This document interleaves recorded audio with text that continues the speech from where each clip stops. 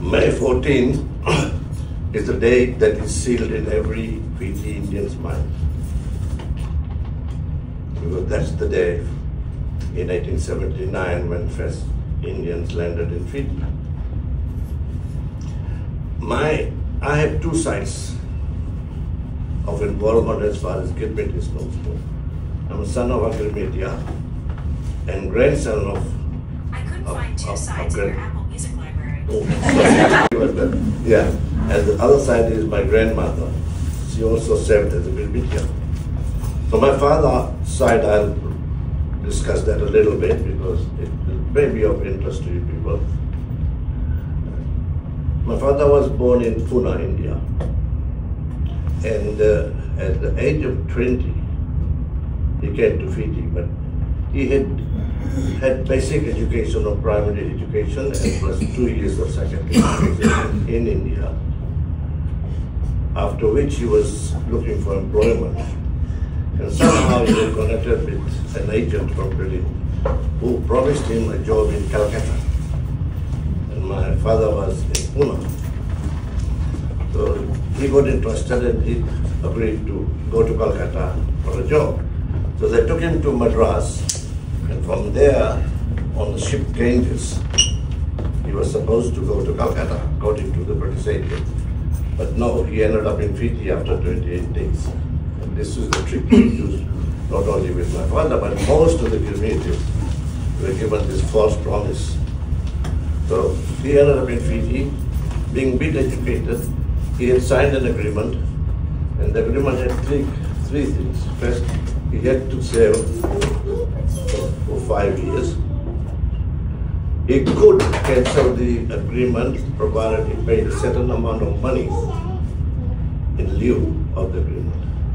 And the third was, after 5 years, he could go back to India, paid for the passage paid by the British government.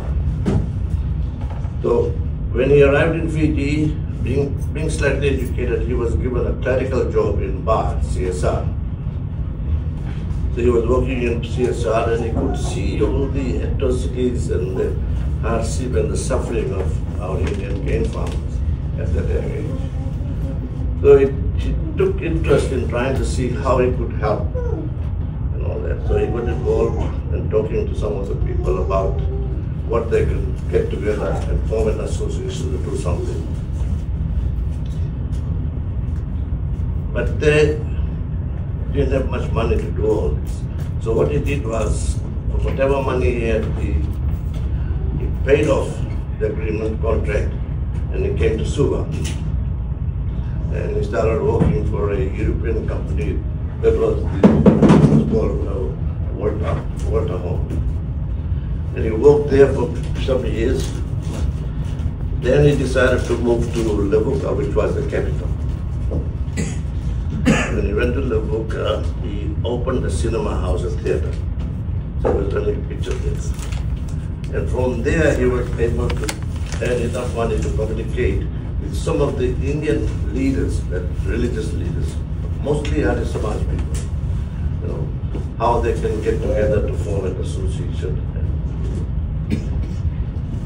The Arya Samaj family in Bahar, they were all able to communicate and decided to start pushing the British government into allowing the Indians to be elected to Legislative Council.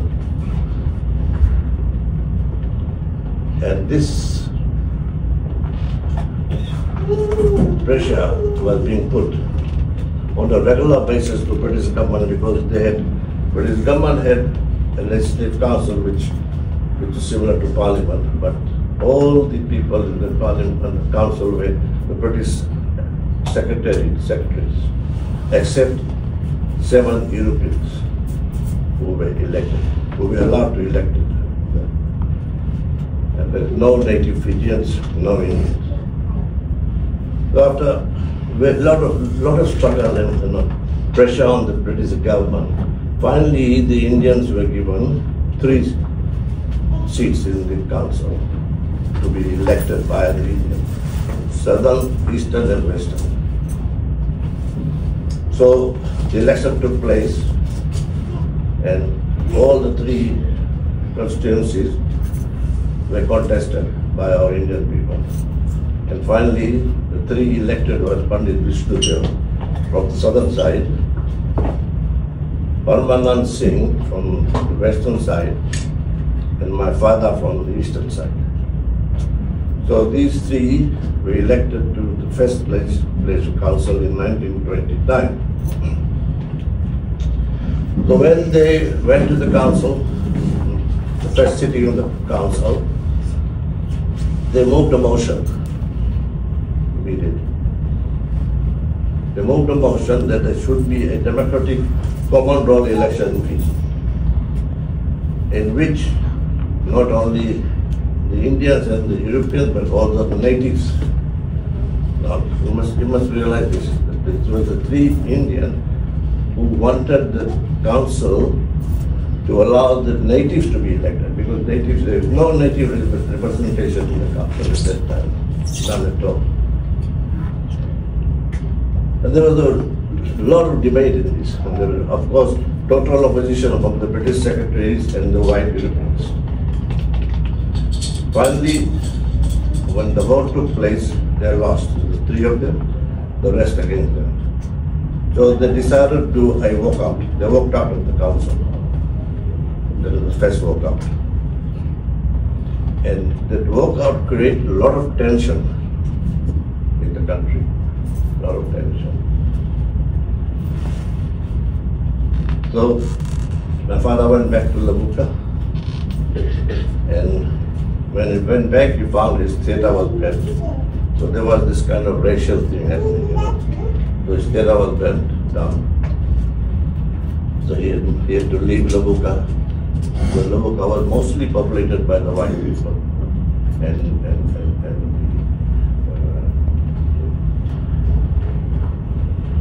we call them the people whose children of white.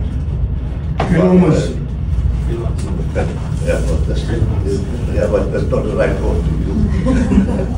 Yeah. So he moved back to Nandi, and he started his theatre in Nandi. But the political pressure was the effort. But when they had walked out, it was decided that unless the common role is introduced, no Indian will participate in the council. So the British government then decided, all right, if there will be no election, they will nominate people. So the Indian people decided not to accept any nomination. And it did work well for a while, for a few years, but then one of them broke rank and did go in. And that's where things were different. But later on, as years went by, then there was franchise given to the Indians to elect more people and all that. On the grandmother's side, I remember she telling me that her voyage from Calcutta to Fiji about 28 days. And there were a lot of people of different ethnics, like Muslims and people from Bihar, from Madhya Pradesh and all that. But the journey of 28 days was such that it brought them all together. And one of the most interesting things he told me was that they decided to have a relationship. Jahaji Bhai, right? Brothers and sisters, ship brothers and sisters. Whether it's Muslim or Hindu and all that, they all became one family. And I did experience that in Fiji because there was a Muslim family that came in the ship. And they became close. My mother used to call them, you know, sisters or aunties and all that. Until as long as I was in Fiji, their children used to call me brother. So that was the relationship that was so intact, so strong. You know. Now going back to my grandparents, my grandfather was from Haryana, India. He was a Punjabi, but he was a bit of a person who would not take any nonsense. And he did a lot of time end up while serving as a Girmitiya, being arrested and taken in for fighting the Columbus. You know, the Columbus were the ones who came on horse with whips. You know, my grandfather and grandmother had to go at 4 o'clock morning in the field and work there whole day, come back at 6 o'clock. And that's when grandmother had to make food and all that. And they were given a 10 by 10 place to stay. That's one room, 10 by 10. She used to say that, you know, the hoe, the budari, if you know what hoe is, budari.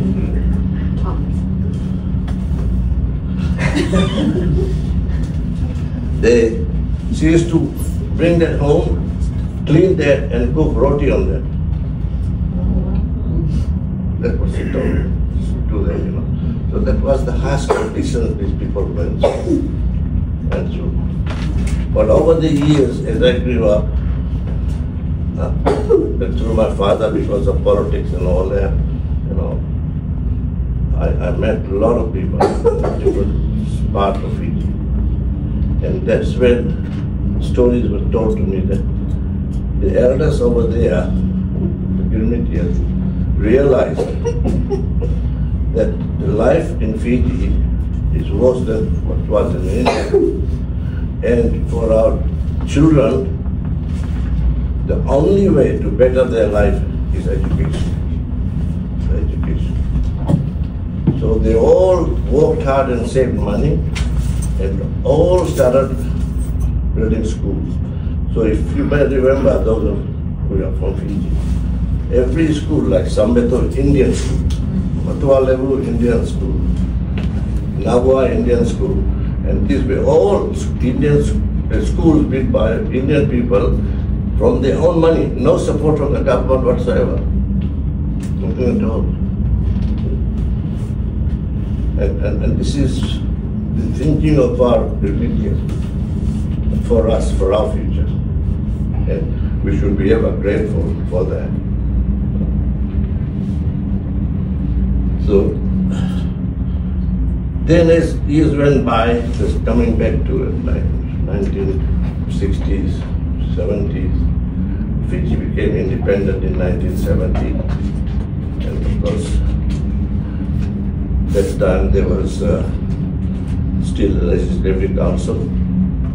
Then for 2 years there was a dominion status given to Fiji. And Ratumara was elected to that. 1980, the politicians, we started pushing pressure on the government to recognize Fiji agreement.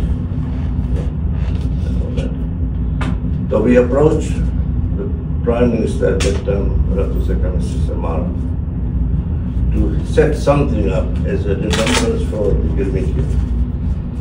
So I must say Ratumara was very, very helpful. He agreed to give us 12 acres of land in Latoka.